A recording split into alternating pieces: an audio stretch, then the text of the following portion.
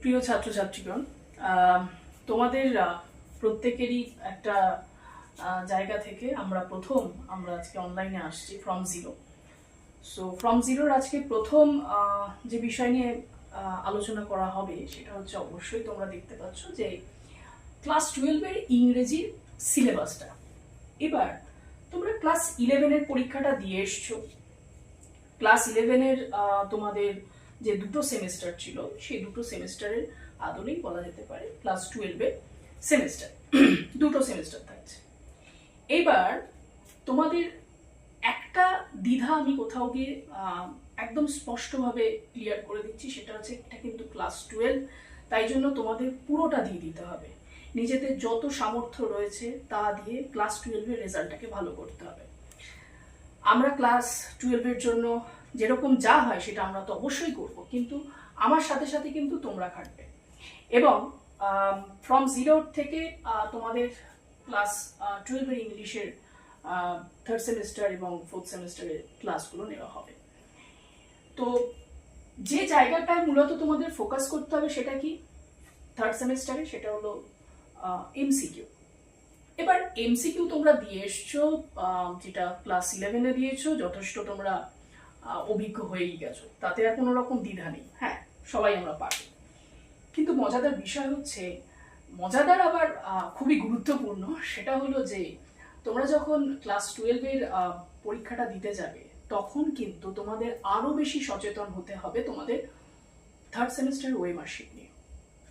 এবার পরীক্ষার প্রশ্ন কিন্তু করবে হচ্ছে বোর্ড, কাউন্সিল থেকে প্রশ্ন আসবে এবং খাতাও চলে যাবে কিন্তু কাউন্সিলে।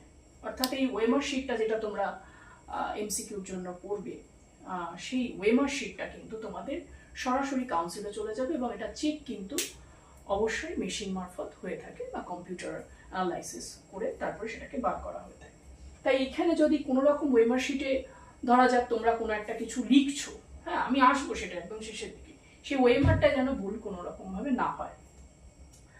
আর একটা বিষয় সেটা হচ্ছে ওয়েমারের থেকেও ইম্পর্টেন্ট আর একটা জায়গা হচ্ছে যে ওয়েমারে তুমি কোন কালি দিয়ে লিখছো, সেটা একটা বড় বিষয়।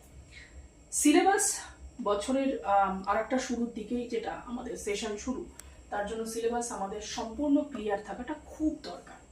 এবার তোমরা বলবে যে সিলেবাস অবশ্যই তোমরা দেখেওছো, অনেক স্যার এবং ম্যামেরা আলোচনা করে দিয়েছেন, কিন্তু সিলেবাসের আদলে কিভাবে আমরা পড়াশোনাটা করবো তার আমরা একটা প্ল্যান করে ফেলবো এবং সিলেবাসটাকে আমরা ভালো করে দেখে নেব, সেই ইতিহাসের সেই সংবিধানের প্রস্তাবনার মতো।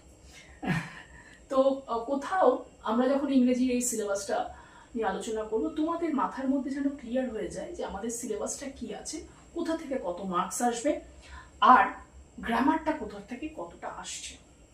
থার্ড সেমিস্টার অসুবিধা তেমন কোনো কিছু হবে না, কারণটা হচ্ছে এমসিকিউ রয়েছে, কিন্তু খাটতে হবে কিন্তু বন্ধু। যদি না খাটো তাহলে কিন্তু বন্ধু অনেকটাই তোমাদের কিন্তু মানটা কমে যেতে পারে, কারণ এটার উপর ভিত্তি করে কিন্তু তোমাদের ভবিষ্যতে একটা চাকরি বলো বা তোমাদের ইউনিভার্সিটি বা কলেজে ভর্তি হওয়ার ব্যাপার, সমস্ত কিছুই এটার উপর ডিপেন্ড করছে। তো দেখা যাক ইংরেজি সিলেবাসটা কি আছে। দেখ, মোট মিলিয়ে 3-4টে গ্রামার নিয়ে 5খানা মোট ইউনিট আছে। এবার প্রত্যেকটা ইউনিট নিয়ে যদি আমরা আলোচনা করি, সেটা হচ্ছে ফার্স্ট ইউনিটে যেটা দেখতে পাচ্ছ সেটা হচ্ছে প্রোজ। ঠিক আছে, এই প্রোজের মধ্যে সবার আগে যেটা রয়েছে নাইট ট্রেন অ্যাট দেউলি, যেটা রাস্কিন বন্ডের লেখা।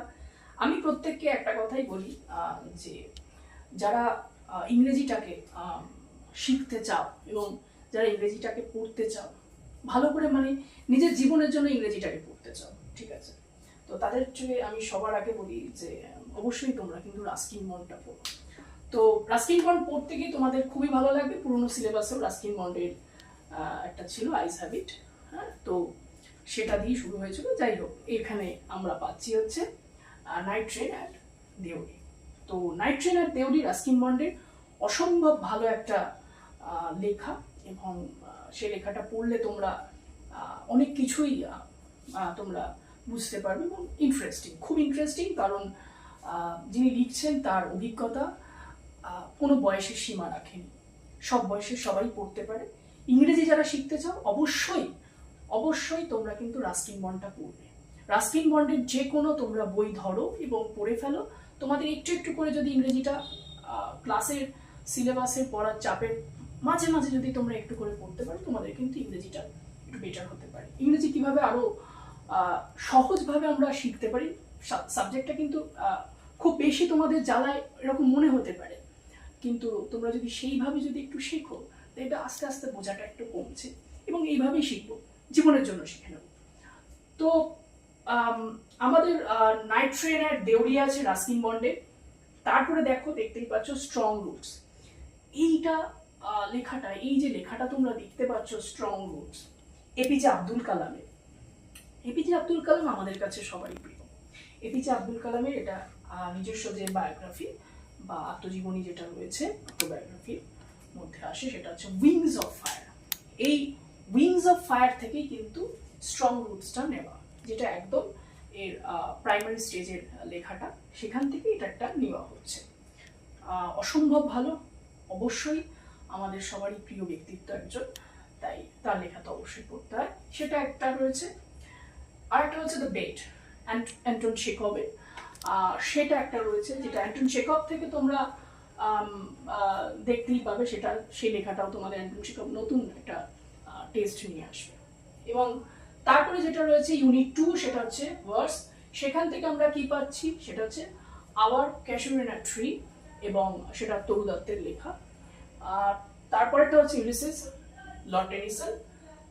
ইউনিট 3-তে আছে ড্রামা, যেটা তোমাদের চেঞ্জ হয়েছে। আচ্ছা, দুটো জায়গায় কিন্তু চেঞ্জ হয়েছে, আমি বলে দিই। দ্য বেডটা চেঞ্জ হয়েছে, বেডটা নতুন এসছে, ইনক্লুড করা হয়েছে নতুন সিলেবাসে। এবং riders to the sea drama, সেটা হচ্ছে রাইডার্স টু দ্য সি, জেন সিনজের লেখা, এবং সেটা তোমাদের অ্যাড করা হয়েছে। এই দুটো তোমাদের নতুন সিলেবাসের অংশ। ড্রামার পর আনসিন। আনসিন তো তোমরা নতুন পাবে। আনসিন দেখে তোমাদের প্রত্যেকেরই মজাই লাগার কথা, কারণ আনসিনে তোমরা যথেষ্ট নাম্বার তুলতে পারবে।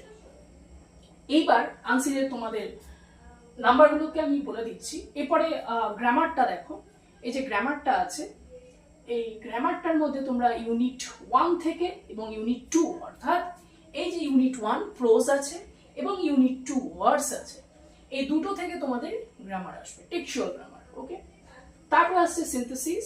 সিনথেসিস অনেকটা ওই রকমই, জয়নিং এর মতোই তোমাদের কাজে লেগে যাবে। স্প্লিটিং হাফ যেটা রয়েছে সেইটা, এবং তারপরে হচ্ছে ন্যারেশন, যেটা ছাড়বে না তোমাদের, কখনোই ছাড়ে না। আর অবশ্যই যেটা সব থেকে গুরুত্বপূর্ণ, সেটা হচ্ছে তোমাদের এরর কারেকশন। এরর কারেকশনটা জানো তো কিরকম, মানে এটা না মানে দিয়েছে একদম ছোট করে, মানে মনে হবে যেন গ্রামারে তো কিছুই নেই, একদম ঠিক আছে, এবার গ্রামার খুব পাকা না। এরর কারেকশন দেওয়া মানেই হচ্ছে তোমাকে একটু ফাঁসিয়ে দিল। কিরকম ফাঁসিয়ে দিল, ধরো সেখানে দেখা যেতে পারে টেন্স দেবে, সেখানে টেন্স ছাড়াও তোমার প্রিপোজিশন দিতে পারে, আর্টিকেল অনেক সময় দিয়ে দেয়। তো এরর কারেকশনের কোনো মানে ঠিক ঠিকানা নেই, মানে এরর কারেকশনে যা খুশি ঢুকিয়ে দিতে পারে। কিন্তু কিন্তু যেটা সব থেকে বড় বিষয়, সেটা হলো তোমাদের এরর কারেকশনটা কিন্তু এখন থেকে করে রাখো। যারা ভবিষ্যতে, অবশ্যই কলেজে তো তোমরা এরর কারেকশন পাবেই ইংরেজিতে, এবং ভবিষ্যতে যারা চাকরি বাকরির পরীক্ষা দিবে সেক্ষেত্রে এরর কারেকশন অবশ্যই আসে, এবং সেটা এখন থেকে একটু একটু করে শিখে নিলে অসুবিধা তেমন কিছু হবে না, চিন্তা নেই, হয়ে যাবে। আর মার্কসগুলো যদি দেখে নিই তাহলে সেটা হচ্ছে নাইট ট্রেন দেউলির থেকে 4 নম্বর, তারপরে হচ্ছে স্ট্রং রুট থেকে 3 নম্বর, দ্য বেড থেকে 3 নম্বর, ভার্স থেকে হচ্ছে এই যে 5 আর 5 10, আর ড্রামা থেকে হচ্ছে 5, আনসিন থেকে 10, গ্রামার থেকে 5, ওভারঅল মোট 40 মার্কস। এই 40 মার্কসটা লাইক দিস, ওকে, এই 40 মার্কসটা তোমাদের খুব ইম্পর্টেন্ট হয়ে যাচ্ছে। এইবার এই 40 মার্কের যে প্রশ্নটা রয়েছে, মার্কসের যে প্রশ্নটা রয়েছে, এটা সম্পূর্ণ কিন্তু তোমাদের এবার এমসিকিউ প্যাটার্নে হবে। তাই কোনো রকম ভাবেই যেন আমি প্রত্যেককে বলবো এমসিকিউটা ভালো করে পড়তে হবে। কিভাবে পড়বে সেটাও আমি বলে দিচ্ছি। এটা পড়তে কিন্তু বেশি সময় লাগবে না। আমার একটা ছোট্ট সাজেশন থাকবে দেখো এই যে সিলেবাসটা রয়েছে, এই সিলেবাসটা শেষ করতে তোমাদের বেশি দিন সময় লাগবে না, কিন্তু এই সিলেবাসটা পড়ার সাথে সাথে না অন্তত পারলে তোমাদের সিলেবাসে এখন নেই, কিন্তু 12-এর লাস্ট সেমিস্টারটা, যেটা ফাইনাল সেমিস্টার, সেই সেমিস্টারটায় কিন্তু তোমাদের রাইটিংয়ের একটা জায়গা আছে। তো আমি তোমাদের বলবো যে এখন থেকে ধরো মোটামুটি সিলেবাসটার 50% কমপ্লিট হয়ে যাচ্ছে, আমি একটু একটু করে লেখাটা কিন্তু প্র্যাকটিস করব। গ্রামারটা আর লেখাটা যদি আমি এখন থেকে প্র্যাকটিস করি, প্র্যাকটিস জাস্ট ধরা যেতে পারে, ধরো সপ্তাহে তোমরা মোটামুটি 2টো লেখা লিখে ফেলো। 2টো লেখা লিখলেও যথেষ্ট, অভ্যাসটা থাকবে। অভ্যাসটা যদি চলে যায় তাহলে গেল, কারণ সেই লাস্ট সেমিস্টারে করে এসছো।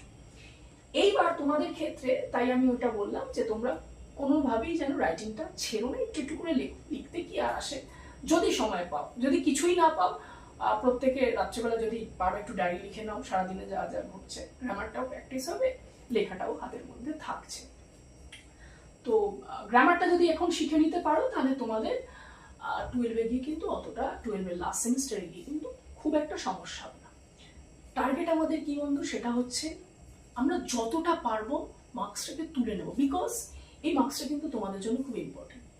এই মার্কসটা যদি তোমাদের ভালোভাবে যদি তোমরা তুলে আনতে পারো, তাহলে কিন্তু তোমাদের অতটা সমস্যা হবে না যে কম্পিটিশনটা তোমাদের থাকে। তো 40 মার্কস আছে, কিভাবে কোনটা কতদিনের মধ্যে শেষ করবে সেটা নিজেদের মতো করে এটা রুটিন ওয়াইজ পড়াশুনো করতে পারো। আমার সঙ্গে থাকবে অনলাইনে, আমি তোমাদের সেগুলোকে প্রত্যেকটাকেই আমি এগুলোকে পড়াবো, এবং তোমাদের পড়িয়ে আমি বলেও দেবো আমি কোথা থেকে প্রশ্ন হতে পারে, সেটাও আমি তোমাদের দিয়ে দেব। তবে আমি মূলত বলবো যে টেক্সটটাকে খুব ভালো করে পড়বে, যত্ন সহকারে পড়বে, খুঁটিয়ে পড়বে। আর একবার নয়, যখন পড়ছো অন্তত 3বার পড়ো, ঠিক আছে? ফার্স্ট যখনই ধরছো কোনো টেক্সট 3বার পড়ে ফেলবে, তাহলে দেখবে টেক্সটের কোনাগুলো তোমার কোথায় কি প্রশ্ন আসছে সেটা তোমার মাথার মধ্যে মোটামুটি চলে আসবে। তো সেটাও আমি চেষ্টা করব তোমাদের সেটা হেল্প করার, যাতে তোমরা সেটা করতে পারো। আর আরেকটা বিষয় হচ্ছে, সেটা হলো যে মার্কস হলো, এটা হলো, হ্যাঁ অবশ্যই প্রত্যেকে কিন্তু যেটুকুনি পড়ছো সেটা কিন্তু রিভিশন মাস্ট। পড়ে ছেড়ে দিলাম, রিভিশন আর দিলাম না তা নয়। আমি খাটবো, তোমরাও খাটবে, রিভিশন দিতে যাবে, যা পড়বে রিভিশনটা করে দেবে, একবার হলেও জাস্ট পড়ে রিভিশনটা কমপ্লিট করে দেবে। এইটা হচ্ছে তোমাদের কাজ। শেষ কিভাবে করতে পারো একটা জেনারেল যদি আইডিয়া নিই, তোমাদের প্রবাবলি সেপ্টেম্বর নাগাদ পরীক্ষাটা হতে পারে, প্রবাবলি আমার যতটা মনে হয় সেপ্টেম্বর। তো আনসিনটা তোমাদের 10 ছিল, যাই হোক ওটা বোধহয় তোমরা কতটা কি দেখতে পেলে আমি জানি না, আমি পরে ওটা দেখে নেব। সেপ্টেম্বরে তোমাদের কিন্তু পরীক্ষা হওয়ার কথা। যদি সেপ্টেম্বরে তোমাদের পরীক্ষা হয়, তাহলে এটা হচ্ছে তোমাদের এপ্রিল মাস। এপ্রিলটা পুরোটা পাচ্ছ, এপ্রিল, মে, জুন, জুলাই, অগস্ট, 5 মাস পাচ্ছ বন্ধু তোমরা। তো 5 মাসে তোমরা কিন্তু এই গোটা সিলেবাসটা ট্রাই করো, বাই হার্ট ট্রাই করো, তোমরা এটাকে 3 মাসের মধ্যে শেষ করে ফেলা। 2 মাস পুরো রিভিশন মাথায় রাখো। আমি আবারও বলছি, এই 40 মার্কসের মধ্যে থেকে যত পারবে নাম্বার আনো, বিকজ এই 40 মার্কস কিন্তু তোমাদের জন্য খুব ইম্পর্টেন্ট। যে যত পাবে তত ভালো। সেই অনেকটা যেরকম সমুদ্রের মধ্যে ডুব দিয়ে সবাই পাথরটা তো তুলে আনে, ঠিক সেরকম মার্কসটাও তোলাটা এই সেমিস্টারে কিন্তু খুব সোজা, ঠিক আছে? পরের সেমিস্টারে সোজা তা বলবো না, পরের সেমিস্টারে লেখার অংশটা রয়েছে। তো স্বাভাবিকভাবে সবাই চেষ্টা করো যতটা পারবে এই মার্কসটা তুলে আনার। তো এই হলো তোমাদের ইংরেজি সিলেবাস। আশা করি তোমরা সবটা বুঝতে পেরেছো, এবং আমিও বোঝাতে পেরেছি। কিন্তু যেখানে তোমাদের অসুবিধা হবে অবশ্যই তোমরা কমেন্ট বক্সে কমেন্ট করো। আর আমার সঙ্গে অনলাইনে তোমরা পড়তেও পারো ফ্রম জিরোর সাথে। ফ্রম জিরোতে বেশিরভাগটাই যেহেতু অফলাইন পড়ানো হয়, তোমরা যদি অনলাইনে পড়তে চাও, যারা দূরে থাকো, তারা অবশ্যই তোমরা অনলাইনে আমাদের সঙ্গে যোগাযোগ করতে পারবে। আমি প্রত্যেকটারই সিলেবাস মোটামুটি করে আলোচনা করিয়ে দেবো। আজকে ইংরেজিটা এটা রইল, যেখানে অসুবিধা হবে তোমরা বলবে। ওয়েমার শিট নিয়ে আমি কিছুদিনের মধ্যেই আমি তোমাদের একটা ছোট শর্ট করে আমরা ছাড়বো, যেটার মধ্যে তোমরা মোটামুটি বুঝে যাবে যে ওয়েমার শিটকে এই ক্ষেত্রে ক্লাস 12-এর ক্ষেত্রে কতটা যত্ন করে নিতে হবে, বিকজ এটা কিন্তু তোমাদের বোর্ড দেখবে, স্কুলের টিচার বা অন্য কেউ কিন্তু ওরকমভাবে বলে দিলে হবে না।